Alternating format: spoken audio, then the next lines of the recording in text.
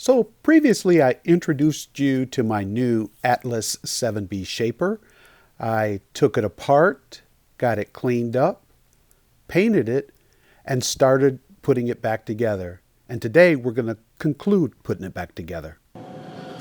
Okay, time to get this back on. I'm not sure if this is the right order getting things on, guys, but I need to at least try, and if it's wrong, I'll have to do what I always do and take things off and re-put them back on. So let's get this thing going. So on the last episode, I started telling my story about how I became an F-16 fighter pilot. And just a quick recap, from a young child, I knew I wanted to become a pilot. And once I looked into it, financially, there's no way I could ever afford it. So I decided to go ahead and go to college and get my engineering degree. And I wanted to be an engineer for General Motors. And I told last time that I had won the General Motors scholarship, and I may have made that seem kind of simple, guys, but that was a highly coveted thing. Everybody wanted it. Everybody competed for it. I just was very fortunate, and I got it.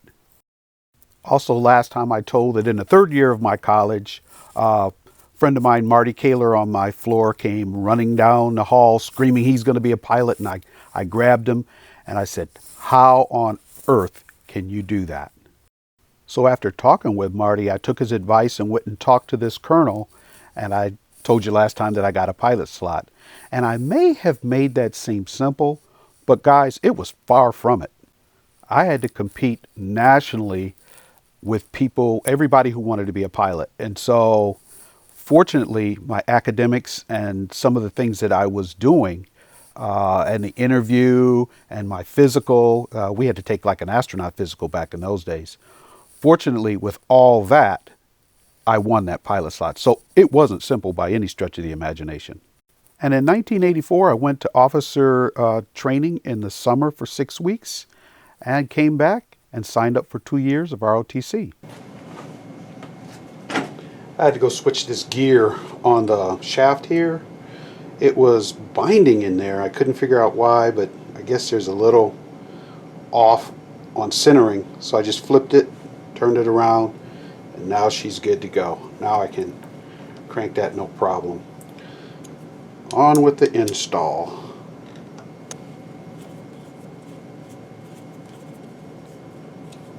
Well, for you guys who know what's going on, this should be loose, and that helps a little bit, but there's still a little bit tightness when I tighten that all the way up. I'm going to try these 3,000 shims I made and see if that helps out. Everything looks loose now.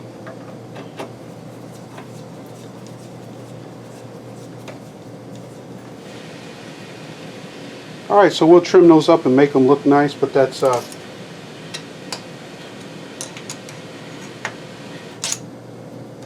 yeah, that's what we'll do. So there are my two 3,000 shims, so 6,000 on each side. Hopefully I'm going to try to slide that under where you can't see it. We should be good to go. Alright, time to get this baby on. So I'm going to put some grease on here, oil on here, and get that baby on there. Well, there's a surface in here that I'm going to put some grease on. It's painted now, and I'm hoping that paint doesn't cause me problems like it has in other places. So I put the little bushing on here. Actually, so go the other way. So here comes that bushing.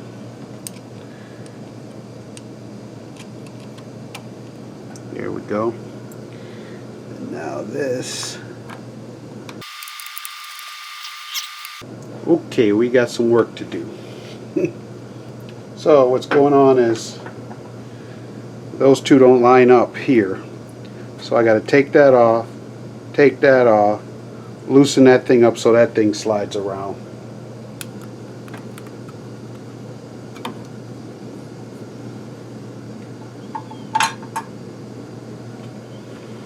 Awesome.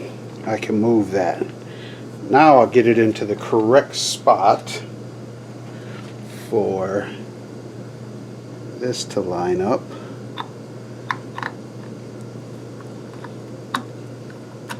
There. About right there. Okay, so now we'll tighten these back up.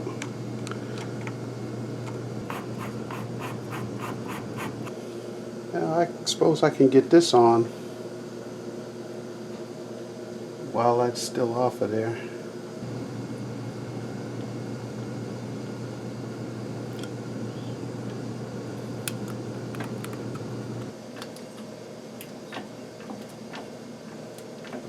Whenever I do a restoration on the reinstall of everything, it's a reinstall and take it apart and then reinstall again, because a lot of times they go back together a little differently than they come apart. Now guys, I'm not from a military family, and when I told my family that I was joining the Air Force to become a pilot, everybody in my family said the same thing. Why are you quitting college and joining the Army? And I said, I'm not quitting college. I have to have a degree to be a pilot. And so it was a struggle for them to understand that. Well, here's a case in point of putting things together and taking them apart. This thing goes in here, it's T-slotted, but the T-slot is below that. So that's got to come back off. Then I put that in, that on. I won't bore you with that. Now this is broken, but it works, and someday I'll make another one, but I just want to get this thing done. So the bushing goes in there. This goes here.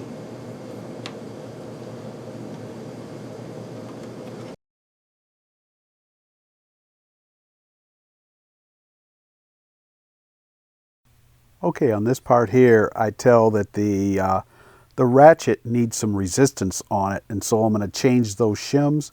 But really, I don't need to do that. All I need to do is tighten up that lead screw nut on the other side, and that will give the amount of force for ratcheting.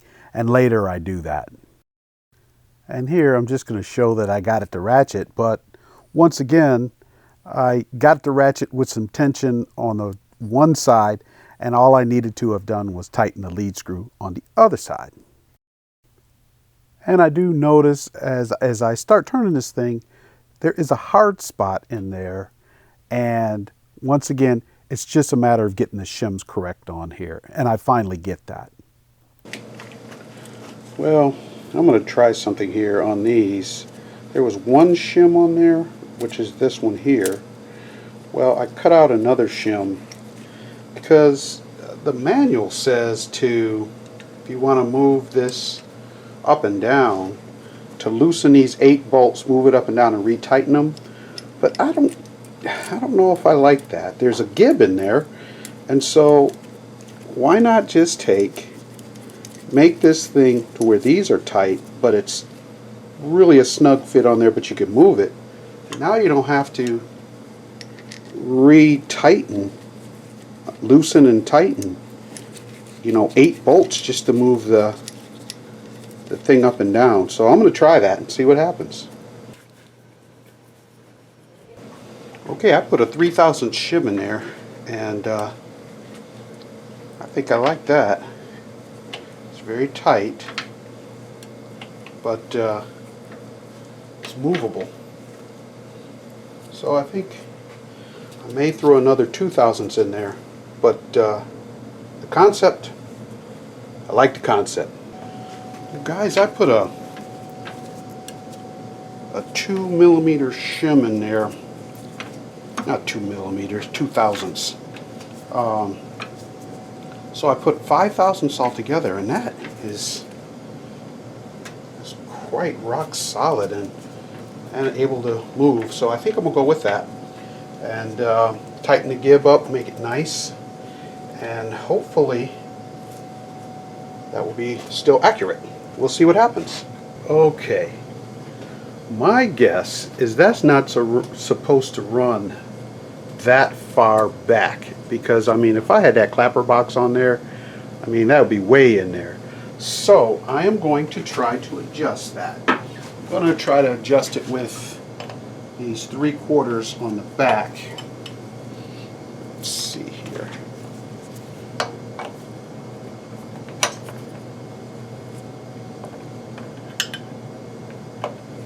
There we go. And that really was totally unnecessary.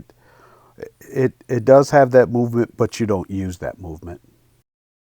So back to my talking to my family with the military stuff, guys. It took a little while, but I convinced them that I'm not quitting college. I am going to get my degree, and I'm not joining the Army. And I told them I'm actually going to be an officer. And all of them once again said the same thing. You're going to be a sergeant? And I go, actually, I'm going to be above every single sergeant. Now, in their defense, I knew absolutely nothing about the military, and neither did they. So it took them a little learning. So in 1986, I graduated from Michigan State with a mechanical engineering degree. And for the next couple of months, I worked at Oldsmobile because I was a General Motors scholar. And I worked in their engineering department until I went into the Air Force. And I got into an Air Force Academy class at Reese Air Force Base. And that's where we left off last time. Now, guys, I had never even heard of the Air Force Academy. I didn't even know there was such a thing. And when I got there, all these guys had been together for the last 4 years, like in a college scenario, but military college. And they were all friends. They all had pilot's licenses. They all knew airplanes. They knew the Air Force. And I was absolutely ignorant. I knew nothing of the sort. Now, Air Force pilot training is designed for 0 time, so it is designed for somebody who has never touched an airplane. However, they found out, since they start you off in a T-37, which is a jet, they found out that some people had fear of flying, so they started this little program where they would solo you in a local airport and give you 10 hours and just to see if you had fear of flying. And if you didn't, then you could go into the Air Force, and that's what I did. However, I was scared because I knew that the Air Force flew with a stick instead of a yoke. So I went and spent some of my Oldsmobile money and I bought 8 hours in a Citabria. And that was a stick airplane. It was a tail dragger. I never soloed it. I just went and flew around with a stick because I just didn't want to go in there cold. So I show up to Reese Air Force Base with 18 hours of flight time. And now I'm in this class with everybody with all this flight experience. They know so much, and I knew nothing. Talk about intimidation. Well, I realized, we had a 50% attrition rate at that time. And now the fear kicked in, and that really propelled me to study. Now, back when I was in, I'm not sure how it is in pilot training now, but they had a board, a bulletin board like up on the wall, and that's where they kept everybody's grades. And everybody could see everybody's grades. Now, if the grade was in red, that means you failed. And 3 fails, 3 strikes and you're out. So one of the advantages that I had that I didn't know that I had was my lack of experience, because when an instructor told me to do something a certain way, that's exactly how I did it. Whereas the people that had pilot's licenses would always say, well, I've learned it this way. Okay, we'll get it down on this other end. Okay, now the top ones.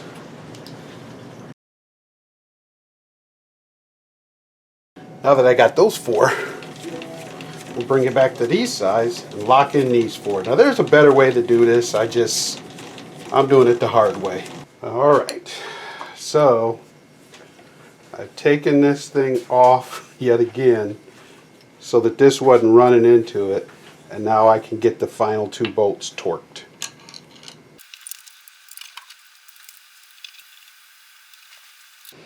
All right, now to hook up the ratchet mechanism again for the 2 dozen times.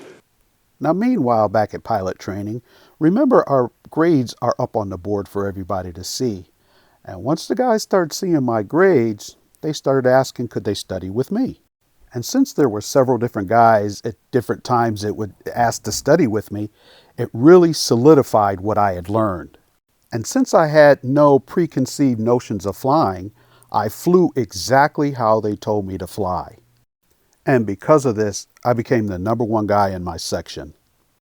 So at graduation time, I graduated #1 in my section, #2 overall in our class. Okay guys, I know there's glare and you can't see this, but I was having trouble with that down feed. So I took it over here, I got that looked at, and it looks like 43 thousandths worth of bend in it. So what I am going to do is try to get that bend out. Now what I plan on doing is having the overarm out, putting something, wedging it in there, and then bringing the knee up to push that down and hopefully get that bend out of there. Okay guys, I don't know if this is wise or not, but I'm going to bring the knee up and see if I can get this thing straight. Well, you know what, that might be too much pressure, so I'll take this over to the press and do the exact same thing but on the press. Well, that's not bad. I went over to the press and let's see, I've got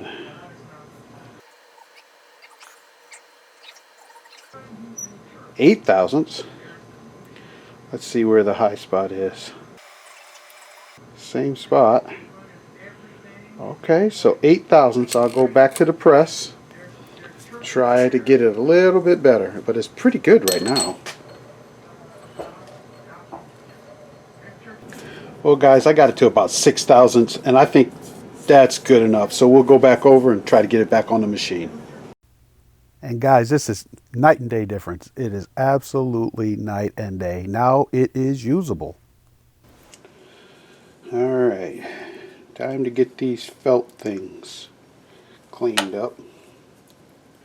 So that one's kind of bent up, so we'll have to bend that back into shape.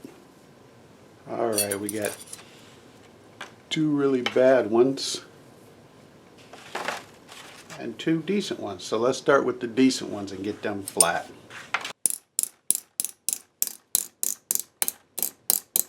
So as we were approaching graduating from pilot training, you fill out what they call a dream sheet, and that basically tells what assignment you want. Now guys, remember, I don't know what airplanes are, what they do. I'm just ignorant there. So I knew fighters went fast, I knew tankers gave gas, and cargo planes carried cargo, but I didn't really know the planes. Now everybody's first choice was F-15, then F-16, and then they list the fighters, and then the airlift airplanes, and then the bombers, and so that's what I did. Now when the assignment drop came, there was only 1 F-15 and then 5 F-16s. So the #1 guy got the F-15, and me being #2, I got one of the F-16s. And looking back, I am so happy now that I know the difference in the roles between the 2 airplanes. I'm so glad I got the F-16.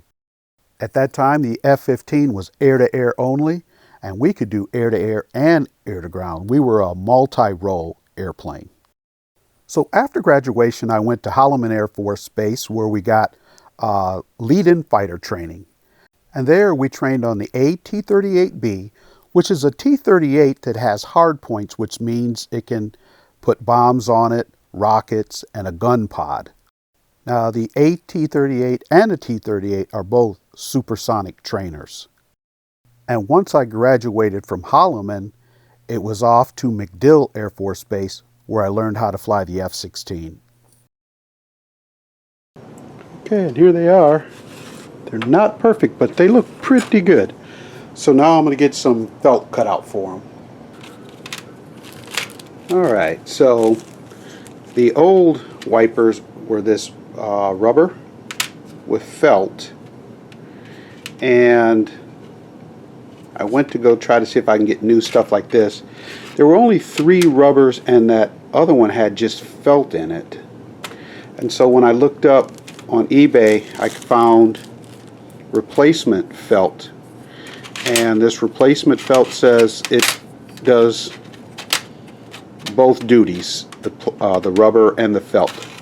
So I will take and soak these. It says to soak it in the oil and get them on the machine. So we'll do that. Now, back at pilot training, guys, when I was in the T-37, it's a little twin trainer, and when I first flew that, the instructor's flying it initially to show you, and I was like, there's absolutely no way I'll ever be able to keep up with this speed. And then it was like, this thing's a pig. And then you get in the T-38, and the instructor demos that the first time, and when those afterburners light, you're like, absolutely no way I'll ever be able to do this. And then after a while, it's like, this thing's a pig. And then I got in the F-16. Okay, so I've been having some issues with the motor overheating, and I had put in this protective fiber board behind here. And when I tighten this motor together, it would overheat. It would get so hot, and I couldn't figure out what the problem was. And then one day I'm just messing around, turn it on for a little bit, and it got hot back here. So I'm like, something is tight back there. So I remove this, which is like a electrically insulating piece of paper, and it's 15 thousandths, but I don't think the original was that thick. So I put it in there. I didn't run the motor, but I tightened it up, and the motor spins freely. Beforehand, you couldn't hardly turn it by hand. So now I bought this new fiberboard stuff, and it's only 5 thousandths thick. This is 15 thousandths thick. So let's put this on here and see if the motor runs cool. Well, there's the new piece installed, and hopefully that'll fix our overheating problems. Yikes, this thing heats up. It's still heating up.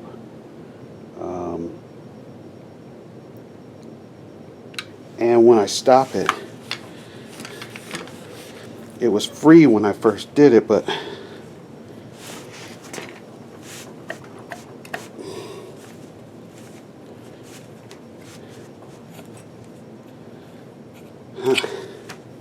I don't know what's going on with this motor. So here's the thing. I thought it might have been this electrical stuff, but it must have been how I got it situated in there that everything spun freely. Now right now, I got everything freely, but I had to shim it here, here, and on the bottoms too, because as I was messing around with it, I shifted the plate, all 4 places where it could go, and I finally got it to where I squeezed it, and I got a good feeling on it. I'm like, wow, it's free. So I looked at the gaps, and wherever there were gaps, I shimmed it and just tightened it up like that. It still gets hot, but at least when it's done, you know, turning off, I can spin it, because it used to get hot and I couldn't even spin it. So I'm gonna let it run 10 minutes and check the temperature. We'll start off with the ambient, 70 degrees, 70 degrees, and in the back 70 degrees. So alright, so now we'll let it run 10 minutes and see what the temperatures are. It's fairly quiet, fairly smooth, got a little vibration in it, but let that run for 10 minutes and see what happens.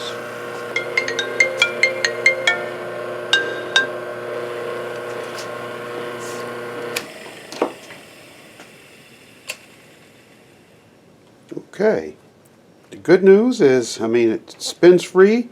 It used to, it still goes in and out. So let's check the temperatures. That's like 125, 126, 110,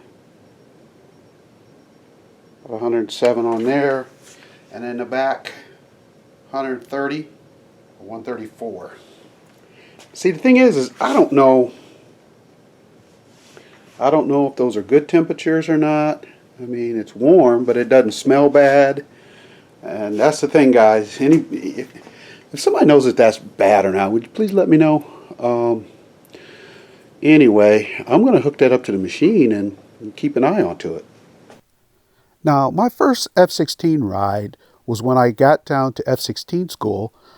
You could, as a student, before your class started, they had so many two-seaters that if you weren't doing anything, you could go ride in a back seat. And so I did that. Well, just like the disassembly's fighting me, so is the reassembly. There is a new type of nut that I put on. I thought I put it in the back to kind of hide it, but it's too much. It doesn't let it adjust as much on the back side. So now I have got to knock that pin out to get the motor off. To get that out, it's just yikes.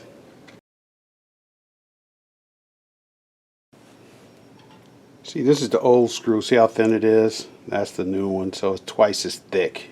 So we'll put this one on. So guys, when I got in that F-16, I thought it would be like a T-38 because I had been with afterburning airplanes before. And so now I get into this F-16 and I'm just riding in the back. It's not even getting graded or anything. We called it sandbagging. And that instructor pushed that thing up to full power. And I'm telling you what, full power without the afterburner in an F-16 makes a T-38 with afterburner look like a chump. And that's when I realized the difference between a trainer and a frontline fighter. And I think I had about 8 sandbag flights before my class started. And that really helped me because I at least knew what I was up against with this airplane. And it was, what an airplane. All right. Well, I guess it's moment of truth time to see whether I did that right. That switch is in the off position.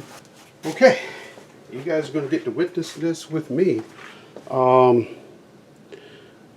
jabbed it into the receptacle real quick and pulled it out, and nothing happened. So let's see what happens when we turn the switch on.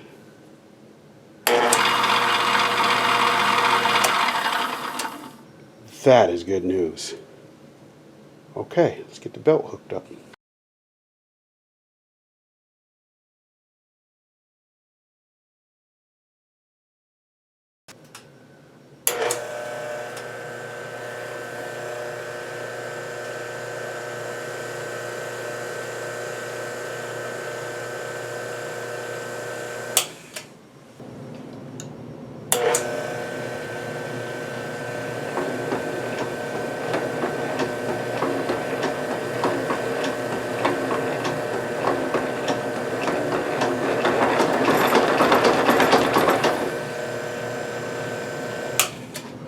Woohoo!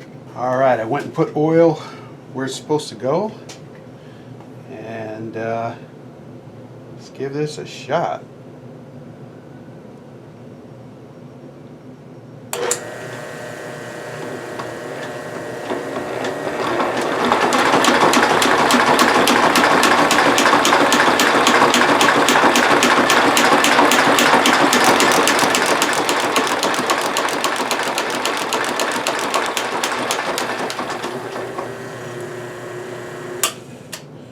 Wow, that's fast. Okay, guys, I'm just gonna have to level with you.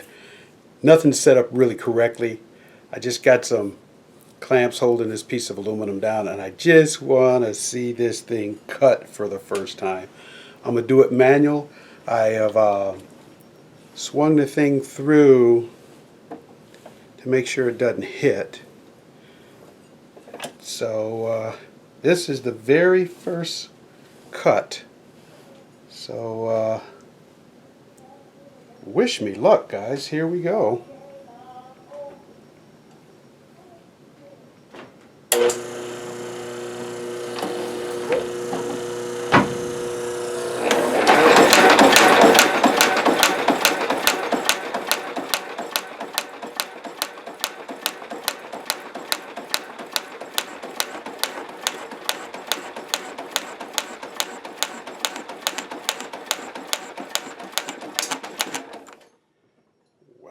This machine needs to be strapped down.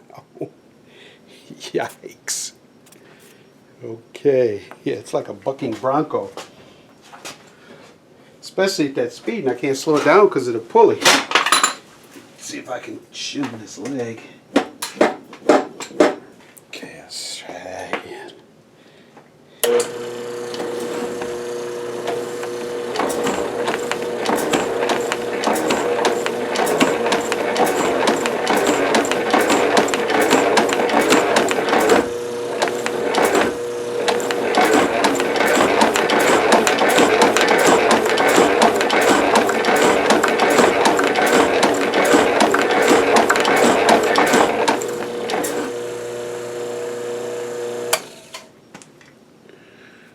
Well, it certainly does cut. I just don't know why it keeps cutting, because I haven't added any down feed to it.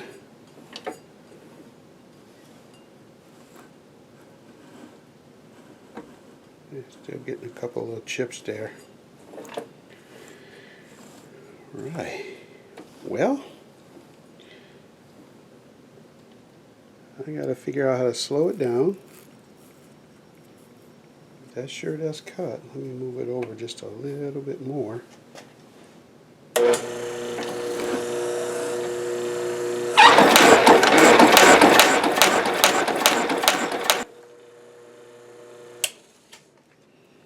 Alright. Well, what I'm gonna have to do is try to batten this thing down on the floor and get some real good, get it into the vise or something, and try to figure out where I'm gonna get another motor to slow this thing down. Anyway, that's just a quick little teaser. More to come.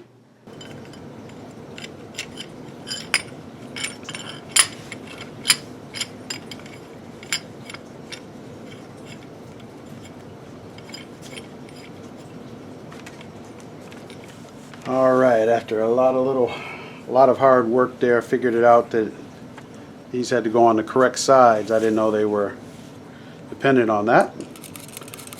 Now let's continue with getting this beast back together. Now, to summarize how I got my F-16, guys, when I showed up to pilot training with so little experience, that actually turned out to my advantage, because I did exactly what my instructors told me to do. And I was so scared because the other guys in the class had so much experience, it drove me to work like crazy. And that's how I got my F-16. All right, so these two screws go on here.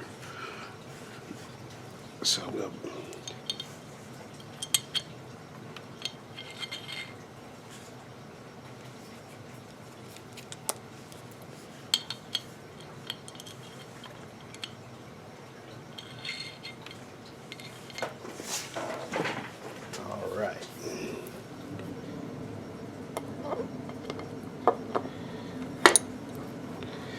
Now they didn't come with washers on them, but I'm gonna put washers on there just to protect the paint.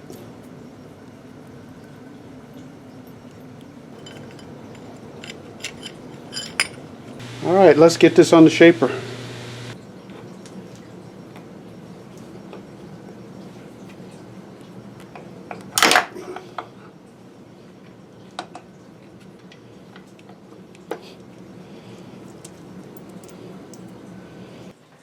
So, boys and girls, this is it. Got it anchored to the ground now. There's still some movement in it, and I think it's just because of the bolts here and here, so I'll try maybe to tighten that up. But she turned out beautiful. I don't have the badging on here. I'm still going to try to renovate that. And just finished up the vise.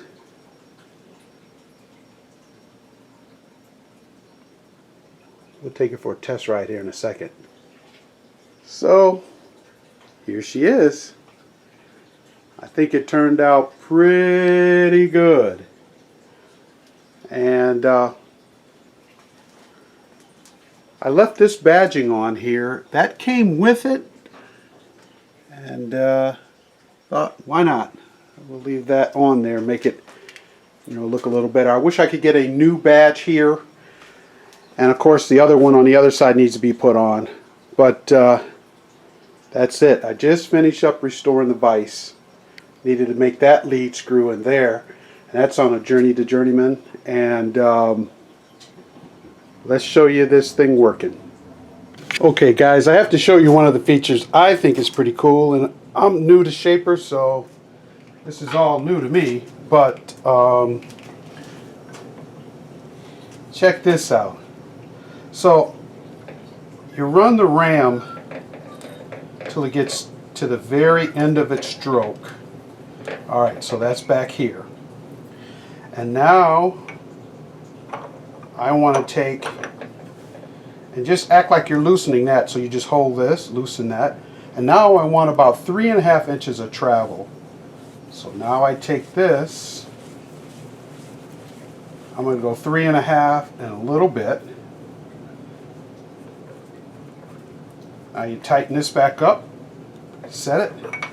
Now you loosen this one up. And I want, since it's at the back of the stroke, where do I want the back of the stroke? Okay, so we'll take it up here.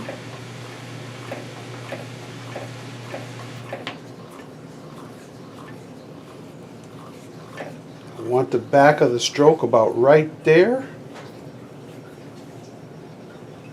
Lock that down, and now we can check.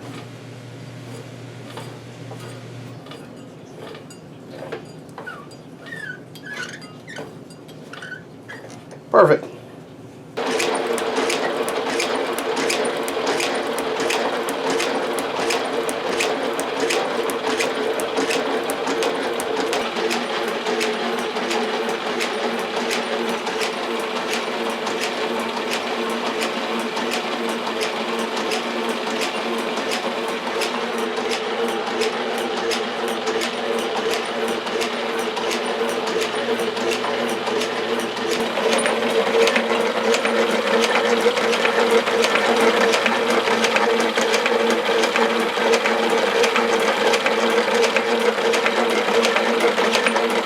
Alright, that's a really rough surface finish, but that's because of it's a chipped carbide insert that's in there.